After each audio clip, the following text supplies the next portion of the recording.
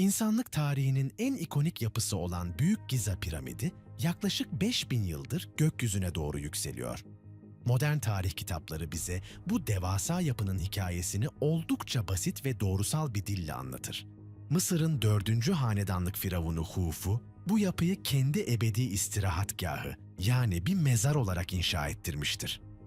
Resmi teze göre 20 yıllık bir süre zarfında 10 binlerce işçi sadece bakır keskiler, kaba halatlar ve ahşap manivelalar kullanarak bu 2,3 milyon taş bloğu üst üste koymuştur. Ancak piramidin gölgesinden uzaklaşıp taşların üzerindeki izlere daha yakından baktığımızda bu hikayenin sadece bir varsayımdan ibaret olduğu, hatta gerçeklerin kasıtlı bir şekilde örtbas edildiği ihtimali gün yüzüne çıkmaktadır. Bu gizemin merkezinde tek bir isim duruyor. Doktor Zahi Hawass. Mısır'ın firavunu olarak da anılan Hawass, onlarca yıl boyunca Mısır Eski Eserler Bakanlığı'nı yönetmiş, kimin kazı yapacağına, hangi bulgunun dünyaya duyurulacağına ve hangi teorinin bilimsel kabul edileceğine tek başına karar vermiştir. Hawass, ana akım Egiptolojinin Mısır bilim sarsılmaz savunucusudur. Ancak bağımsız araştırmacılar Hawass'ın bu otoritesini gerçekleri korumak için değil, yerleşik tarih anlatısını sarsacak keşifleri engellemek için kullandığını iddia etmektedir. Devrim niteliğindeki her yeni bulguda araştırmaların durdurulması veya güvenlik gerekçesiyle alanların kapatılması akıllara şu soruyu getirmektedir. Hawass Mısır'ın mirasını mı koruyor, yoksa insanlık tarihini kökten değiştirecek bir sırrı mı saklıyor? Büyük Piramit ile ilgili en şaşırtıcı paradoks, ona dair hiçbir yazılı belgenin olmamasıdır. Antik Mısırlılar, günlük hayatın en basit detaylarından büyük savaşlara kadar her şeyi papirüslere veya tapınak duvarlarına titizlikle kaydetmiş bir halktır. Ancak dünyanın en büyük yapısının nasıl inşa edildiğine dair tek bir hiyeroglif veya inşaat planı yoktur.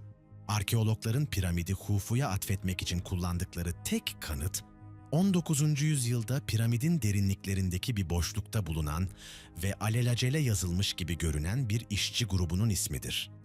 Bu ismin sonradan oraya eklenmiş bir sahtecilik olup olmadığı hala tartışma konusudur. Daha da önemlisi, Mısır'daki tüm kraliyet mezarları karmaşık süslemeler, dualar ve hazinelerle doluyken Büyük Piramidin içi tamamen çıplaktır. Ne bir hazine, ne bir mumya, ne de bir cenaze töreni kaydı. İçeride bulunan lahit ise kaba bir granit kutudan ibarettir ve hiçbir zaman bir beden barındırdığına dair kanıt bulunamamıştır. Bu durum, yapının bir mezardan ziyade fonksiyonel bir makine veya enerji santrali olabileceği yönündeki alternatif mühendislik teorilerini güçlendirmektedir. Piramidin inşasındaki hassasiyet, bugün dahi en modern mühendisleri şaşkına çevirmektedir. Yapı, gerçek kuzeye sadece 1 derecenin 60'ta biri kadar küçük bir sapmayla hizalanmıştır. Bu, lazer teknolojisi olmadan başarılması imkansız bir doğruluktur. Piramidin içindeki kral odasında kullanılan 80 tonluk devasa granit bloklar, Asvan'dan yani 800 kilometre uzaklıktan getirilmiştir. Bu taşların nasıl taşındığına dair ana akım tarihin sunduğu nehir üzerindeki sallar açıklaması, 80 tonluk bir yükün lojistiği göz önüne alındığında bilimsel olarak yetersiz kalmaktadır. Mühendis Christopher Dunn, bu granit blokların üzerindeki işleme izlerini incelediğinde, taşlarda dairesel testere ve derin delme yöntemlerinin izlerini bulmuştur. Granit, dünyadaki en sert taşlardan biridir. Bakır aletlerin bu taşı kesmesi veya delmesi fiziksel olarak imkansızdır. Dunn'ın analizleri bu taşların inç başına düşen penetrasyon hızının ancak modern sanayi elmaslarıyla yapılabilecek düzeyde olduğunu göstermektedir. Bu, binlerce yıl önce Mısır'da şu an sahip olmadığımız veya unuttuğumuz bir teknolojinin kullanıldığının en somut kanıtıdır.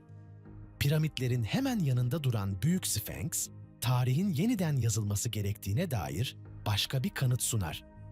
Jeolog Robert Schoch ve araştırmacı John Anthony West, Sphinx'in gövdesindeki aşınma desenlerinin rüzgar ve kumdan değil, binlerce yıl süren sağanak yağışlardan kaynaklandığını bilimsel olarak kanıtlamışlardır.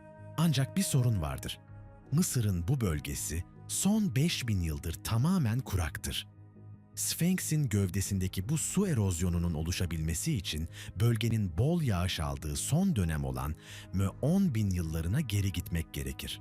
Bu durum, Sphinx'in Mısırlılardan çok önce belirsiz bir kadim uygarlık tarafından inşa edildiğini ve firavunların bu yapıyı sadece bulup restore ettiklerini gösterir. Hatta Sphinx'in orantısız derecede küçük olan kafası, orijinalinde bir aslan başı olan heykelin firavunlar tarafından kendi yüzlerine benzetilmek üzere yeniden yontulduğu teorisini desteklemektedir. Piramidin gizemi sadece dış yüzeyinde veya tarihinde değil, kalbinde de devam etmektedir. 1993 yılında Rudolf Gantenbring'in robotu, piramidin hava kanallarından birinde küçük, bakır kulplu bir taş kapı bulduğunda dünya ayağa kalkmıştı.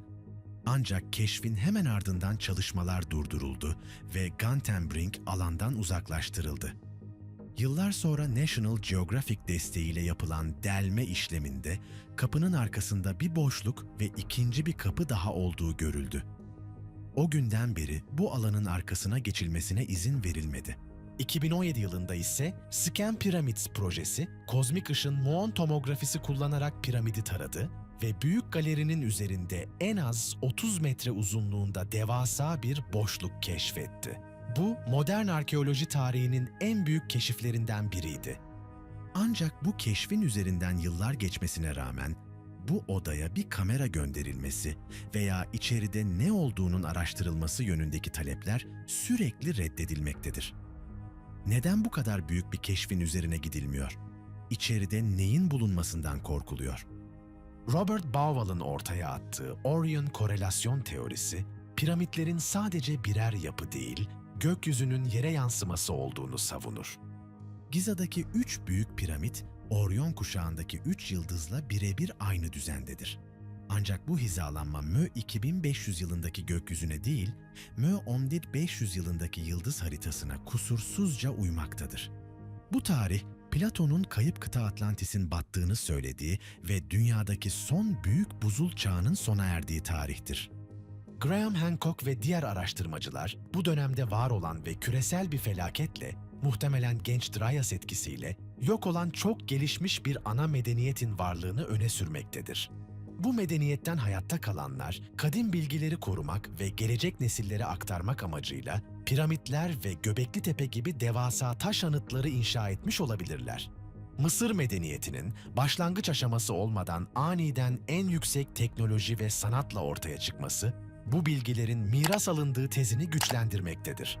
Bugün Büyük Piramit, sadece taşlardan yapılmış bir anıt değil, insanlığın kökenine dair en büyük soru işaretidir. Akademik çevrelerin statükoyu koruma çabası, gerçeğin er ya da geç ortaya çıkmasını engelleyemeyecektir. Eğer piramitler sanılandan 8.000 yıl daha eski ise ve teknolojik olarak modern dünyayla yarışır düzeyde ise, bu durum tüm insanlık tarihini, dinler tarihini ve evrimsel gelişim sürecimizi baştan aşağı değiştirecektir. Belki de bir gün o mühürlü kapılar açılacak, o gizli odalara girilecek ve kumların altındaki gerçekler gün yüzüne çıkacaktır. O zamana kadar piramitler sadece sorular sormaya cesaret edenlere sırlarını fısıldamaya devam edecektir. Tarih sadece kazananların yazdığı bir hikaye değil, bazen de muhafızların sakladığı bir gerçektir.